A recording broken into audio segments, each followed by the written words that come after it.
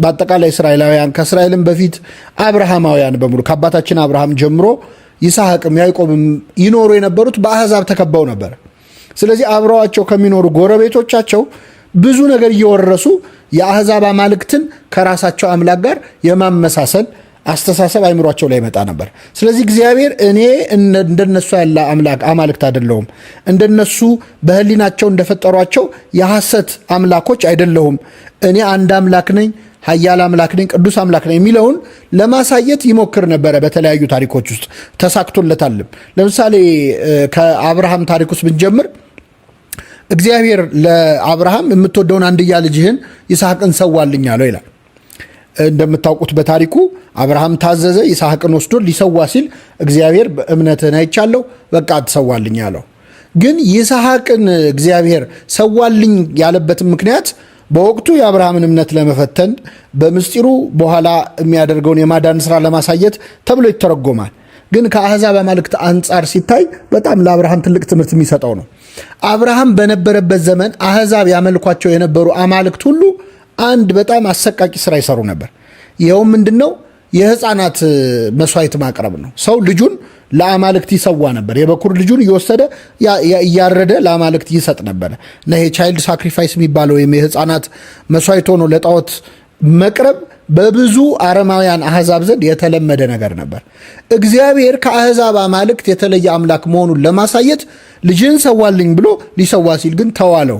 እኔ እንደ አሕዛብ ያለው አምላክ አይደለሁም፣ ልጆቻቸውን እንዲሰዉ የሚጠይቁ ጨካኝ አሕዛብ አማልክት መካከል አድርገህ አታስበኝ፣ እኔ የተለየው አምላክ ነኝ የሚለውን ለማሳየት ነው። አቤቱ ከአማልክት መካከል የሚመስልህ ማን ነው?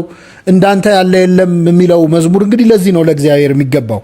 አማልክት ተብለው ከሚጠሩ አጋንንት ከሰፈሩባቸው ከአሕዛብ አማልክት ይልቅ እግዚአብሔር አምላክ ነው፣ እውነተኛ አምላክ ነው የሚለውን ያሳያል። እዚህ ላይ በጣም የሚገርመው የአሕዛብ አማልክት ልጆቻችሁን ሰውልኝ ይሉ ነበረ። የአሕዛብ ጣዖት አምልኮ ልጅ መሰዋትን ይጠይቅ ነበረ። እግዚአብሔር ግን ልጅ እንድንሰዋለት አይፈልግም። በአዲስ ኪዳን ሆነን ስናየው ግን እግዚአብሔር ለእኛ አንድያ ልጁን ሰውቷል። በዮሐንስ ወንጌል ምዕራፍ 3 ቁጥር 16 ላይ እንደምናነበው እግዚአብሔር አንድያ ልጁን እስኪሰጥ ድረስ ዓለሙን እንዲሁ ወዷል ይላል። የአሕዛብ አማልክት ልጆቻችሁን ሰውልኝ ብለው ልጅ ያሳርዳሉ። እኛ የምናመልከው አምላክ እግዚአብሔር ግን አንድያ ልጁን እስኪሰጥ ድረስ ዓለሙን እንዲሁ ወዷል ማለት ነው እና እግዚአብሔር ከአሕዛብ የተለየ አምላክ መሆኑን በተለያየ መልኩ በየዘመኑ አሳይቷል ማለት ነው። በእስራኤላውያንም ዘመን የሆነው ይሄ ነው። እስራኤል በአሕዛብ ዘንድ ከርመው ስለመጡ እግዚአብሔርን እንደ አሕዛብ አማልክት አድርገው ያዩታል። ከዛ የተለየ መሆኑን በብዙ መንገድ ያሳያቸው ነበር። ሕግ ሲሰራም እዛ የለመዱትን ልማድ ማላቀቅን እየሞከረ ነበረ። ይህንን የሚያስረዳ ነገር የአብርሃም ታሪክ ላይ እግዚአብሔር ያደረገው ነገር ነው። እንደምናውቀው አብርሃም ከአሕዛብ መካከል የወጣ ነው። ከካራን ወደ ከነዓን የመጣ በቤተሰቡ ጣዖት አምልኮ ሲያደርግ የኖረ ወንድሙ ሳይቀር የጣዖት ሰማዕት ነው። በነገራችን ላይ ጣዖት ሲቃጠል አምላክ የተቃጠለ ላውጣ ብሎ ገብቶ ሞቶ ቀርቷል። የአብርሃም ወንድም ራሱ ማለት ነው። ስለዚህ በዚህ ደረጃ የጣዖት አምላኪ ቤተሰብ ነው አብርሃም እና የኖረው ከጣዖት አምልኮ ወጥቶ ነው እግዚአብሔርን ያገኘው። ከዛ በኋላም በአብርሃም ዙሪያ ያሉ በሙሉ የጣዖት አምልኮ ላይ ያሉ አሕዛብ ናቸው። ስለዚህ ለአብርሃም የነበረበት በዘመኑ የነበረበት ተግዳሮት ምንድን ነው?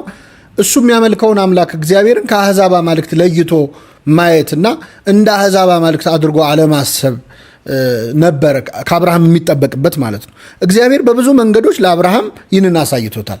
ከዚህ መካከል ሁላችንም የምናውቀውን አንድ ታሪክ እኔ ለዚህ ጥሩ ማሳያ አርጌ ባነሳው ደስ ይለኛል።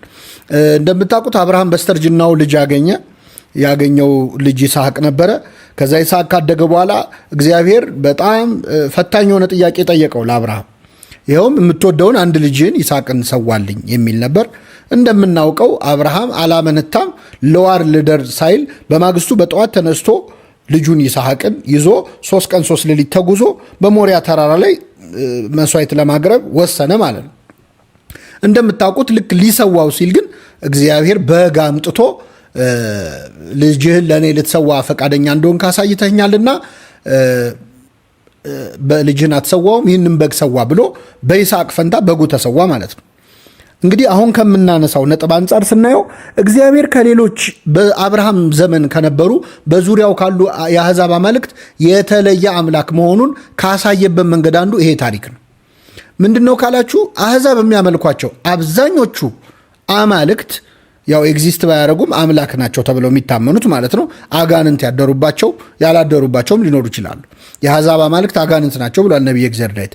ስለዚህ የአህዛብ አማልክት በሙሉ አንድ ተመሳሳይ ነገር ነበራቸው። ይኸው ምንድነው? ሕፃናትን መስዋዕት አድርጋቸው አቅርቡልኝ፣ ልጃችሁን ሰውልኝ ማለት ነው። በጣዖት አምልኮ ዘመንና በአህዛብ ዘመን በጣም ብዙ ወጣቶች ለጣዖት መስዋዕት ሆነው ቀርበዋል።